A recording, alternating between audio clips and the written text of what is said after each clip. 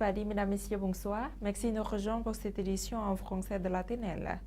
Nous sommes jeudi le 21 juillet 2016. Commençons tout de suite par la réunion des hauts officiels de l'ASEAN à Vientiane. La conférence des hauts officiels de l'ASEAN s'est ouverte ce matin à Vientiane pour préparer la 49e conférence des ministres des Affaires étrangères de l'ASEAN et les autres conférences connexes. Il s'agit d'une conférence préparatoire du programme d'activité des contenus de l'ordre du jour et de l'examen de la liste des documents qui seront adoptés lors des prochaines conférences de l'association. La conférence des hauts officiels est un événement annuel important s'inscrivant dans le cadre des activités de l'année de l'ASEAN. La 49e conférence des ministres des Affaires étrangères fixera les questions les plus importantes de l'ASEAN en 2016 afin de les soumettre au sommet prévu en septembre prochain. Dans le contexte où la situation régionale et internationale est marquée par des développements imprévisibles, les ministres de l'ASEAN doivent définir des plans de développement efficaces et renforcer la solidarité au sein du bloc comme lier ce dernier à ses partenaires. Audience accordée par le vice-premier ministre à la délégation chinoise. Monsieur Somdi Dongdi, vice-premier ministre, a reçu récemment une délégation chinoise de la province de Hainan, menée par Monsieur Luo Baoning, gouverneur de cette province à l'occasion de la visite de travail du 16 au 19 juillet 2016. Au cours de l'entretien, le vice-ministre a félicité Monsieur Luo Baoning et sa délégation pour cette visite, ce qui contribue à renforcer les relations d'amitié et de coopération entre le Laos et la Chine. De son côté, le gouverneur de la province de Hainan a informé M. Somdi Dongdi de la mise en application du travail avec les autorités de la province de Luang Prabang. Le vice-ministre des Affaires étrangères signe un livre de condoléances à la résidence de France. Le vice-ministre des Affaires étrangères, M. Sangpet Hung Bunyuang, à la tête d'une délégation du ministère des Affaires étrangères de la République démocratique populaire Laos, est allé signer le 19 juillet un livre de condoléances à la résidence de France à Vientiane. Ceci suite à l'événement tragique survenu le 14 juillet 2016 à Nice. Au nom du gouvernement et du peuple de la République démocratique populaire Laos, nous voudrions exprimer nos profondes condoléances au gouvernement et au peuple de la République française et tout spécialement aux familles des victimes de ces actes de terreur. Le Laos est prêt à coopérer avec la communauté internationale dans la lutte contre le terrorisme sous toutes ses formes. La 17e réunion du sous-comité sur l'information de l'ASEAN s'est ouverte à Vientiane.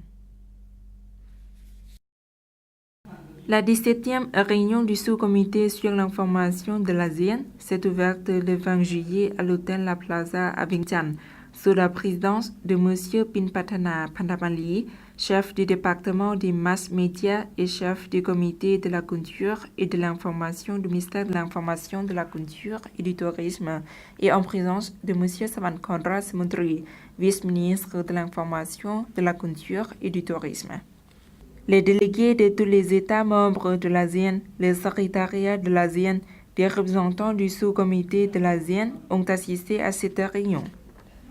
M. Savankhon Rasmundri a déclaré que 2016 est la première année de la mise en œuvre de la vision d'ici au 2025 depuis l'établissement de la communauté de l'ASEAN ainsi que du plan stratégique de l'ASEAN pour la période 2016 à 2025. En outre, l'ASEAN se prépare maintenant à célébrer le 50e anniversaire de l'ASEAN l'année prochaine. Il a déclaré qu'au mois de septembre prochain, le Laos devra accueillir de nombreuses réunions de haut rang de l'ASEAN, y compris le sommet de l'ASEAN. Suite de l'actualité nationale en bref en images. Le ministère de l'Intérieur organise les 20 et 21 juillet 2016 un séminaire sur la gestion des documents et des archives. Il a été présidé par M. Thongtian Manisai, vice-ministre du ministère superviseur du département de la gestion des documents et des archives nationales, en présence des responsables de ce travail venant du centre et de plusieurs provinces du pays, soit près de 100 personnes. Ce séminaire a pour but de rehausser le niveau de connaissance dans la création de la législation, les règles et l'utilisation de la nouvelle technique dans la gestion des documents et des archives. Ce séminaire est animé par un spécialiste du département d'État de gestion des documents et des archives du ministère de l'Intérieur du Vietnam. Le département de l'élevage et de la pêche du ministère de l'Agriculture et des Forêts a organisé le 20 juillet 2016 une réunion pour discuter du programme de la mise en œuvre de la stratégie de la gestion et du développement de la pêche.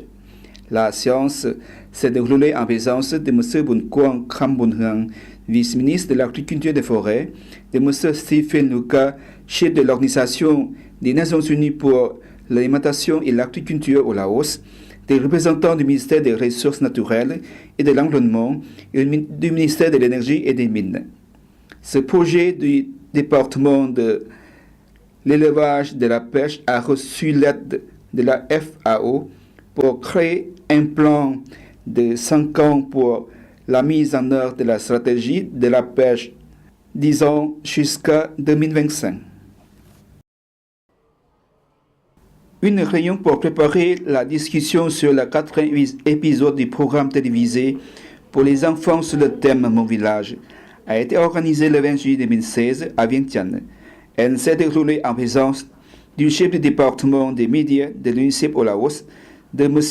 Somsavat Pongsa, chef adjoint du département des médias du ministère de l'Information, de la Culture et du Tourisme, et de Mme Vientiane Phomatiak, chef de l'éducation préscolaire relevant du ministère de l'Éducation et des Sports.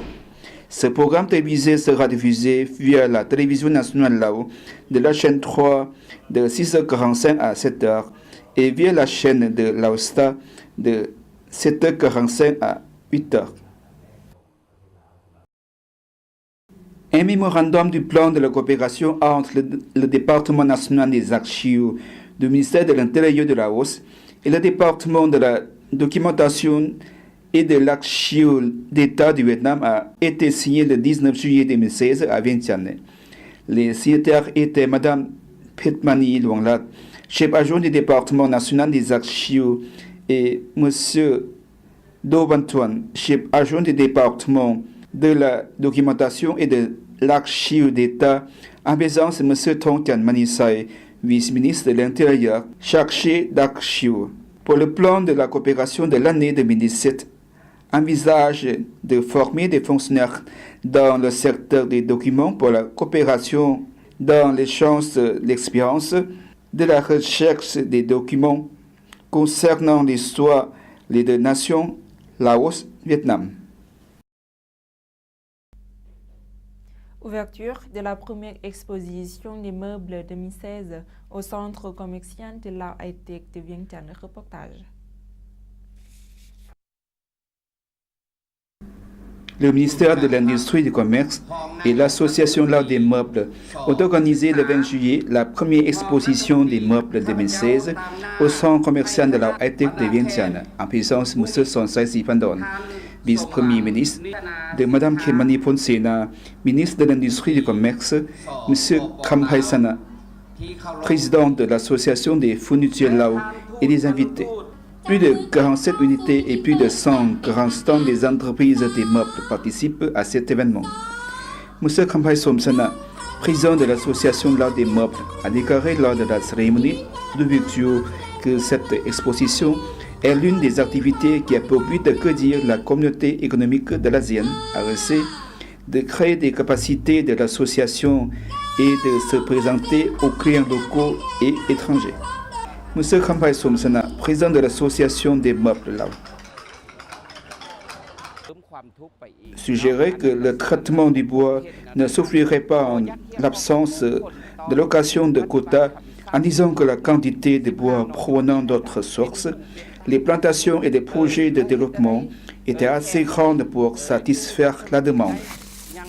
La quantité de bois qui peut être obtenue à partir d'arbres abattus pour défricher des terres pour des projets de développement est énorme, plus que suffisant pour répondre aux besoins de traitement domestique.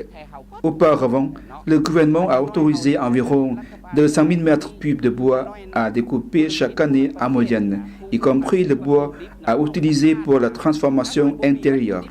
Le Laos n'a pas réussi à promouvoir l'industrie de transformation du bois car les plus gros arbres ont été exportés plus que transformés dans le pays. Il a dit que la valeur n'a pas été ajoutée aux ressources en bois du Laos. L'industrie de transformation du bois n'a pas été développée pour créer des emplois. Les compétences des artisans lao n'avaient pas été améliorées et pire encore, le Laos avait perdu plus que ce qu'il a gagné de l'exploitation de ses forêts. L'association, qui compte environ 80 membres, n'a pas directement bénéficié beaucoup de quotas de l'exploitation forestière attribués précédemment, mais si le gouvernement avait accepté de donner à l'association environ 30% du quota global annuel.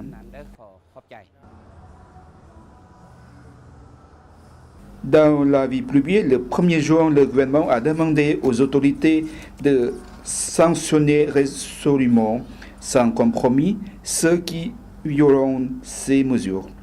Les mesures ont été détaillées dans le premier arrêté ministériel numéro 15 publié le 13 mai. Le gouvernement a chargé l'inspection du gouvernement de confier à ses fonctionnaires de collaborer avec les autorités provinciales pour effectuer des inspections et de transactionner les coupables de l'exploitation forestière et le commerce illégal. Le gouvernement a mis en garde les responsables de points de contrôle des foncières à ne pas faciliter ou permettre l'exploitation de bois et des produits non ligneux de la forêt sans la permission du gouvernement. Ceux qui violent les règlements doivent être disciplinés et punis. À cette occasion, M. Vilat Panyala, directeur de la société Kamtanapon, explique: J'étais optimiste que si l'interdiction du gouvernement, si l'exploitation des bois brus, y compris les arbres récoltés dans les plantations, est pleinement réalisée, il sera un sérieux coup de pouce à l'industrie de transformation nationale. Les entreprises pourraient apporter dans les équipements et les technologies modernes pour traiter le bois en produit fini, à la fois pour la vente intérieure et l'exportation. Malgré la décision du gouvernement de mettre fin au quota annuel de l'exploitation forestière, les observateurs ont mis en garde les autorités à effectuer des inspections pour veiller à ce que les arbres seront abattus que dans les zones nécessaires à des projets de développement.